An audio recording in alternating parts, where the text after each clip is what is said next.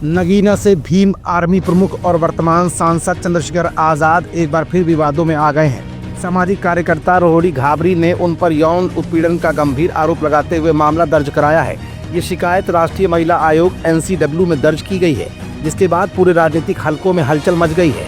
रोहिणी घाबरी की इस शिकायत के बाद आखिरकार चंद्रशेखर आजाद उर्फ रावण माया का नाम क्यों ले रहे हैं? क्या मायावती और चंद्रशेखर आजाद के बीच इस मामले को लेकर अब नई बहस शुरू हो गई है, या फिर 2027 के विधानसभा चुनाव से पहले चंद्रशेखर आजाद उर्फ रावण का कैनवास सीमित करने के लिए माया ने असल में कोई ट्रम्प कार्ड खेला है? इन तमाम सवालों का जवाब आज की इस रिपोर्ट में हम आपको दिखाएंगे भी और बताएंगे भी। उससे पहले रोहिणी घाबरी ने क्या कहा, अब जरा ये भी जान लेते हैं। रोहिणी घाबरी ने कहा है कि वो लंबे समय से चंद्रशेखर आजाद के व्यवहार से परेशान थी और अब उन्होंने कानूनी लड़ाई की शुरुआत कर दी है। उनका आरोप है कि चंद्रशेखर ने उनके साथ कई बार आपत्तिजनक व्यवहार किया और जब उन्होंने इसका विरोध किया तो उन्हें धमकियां दी गईं। रोहिणी की इस शिकायत के बाद राष्ट्रीय महिला आयोग ने तत्काल जांच का भरोसा दिया है। चंद्रशेखर आजाद ने नगीना संसदीय क्षेत्र में लोकसभा चुनाव में जीत हासिल की थी, जहां पहले BSP यानी मायावती का दलित वोट बैंक मजबूत था, लेकिन 2024 में BSP का वोट शेयर महज 1 से 1.3% पर आ गया, जबकि आजाद को 51% वोट मिले थे।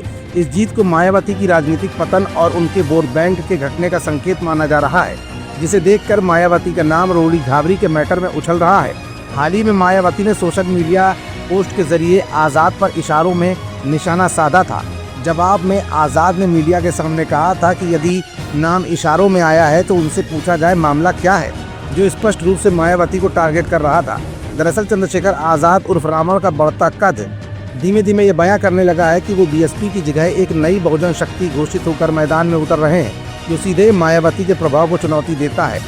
नगीना सांसद चंद्रशेखर आजाद मामले में मायावती का नाम इसलिए भी आ रहा है क्योंकि उनके नए राजनीतिक जनसंपर्क और रणनीतियों से पहले BSP की स्थिति कमजोर हुई है और दोनों के बीच अब बहुजन राजनीति का मुकाबला शुरू हो चुका है।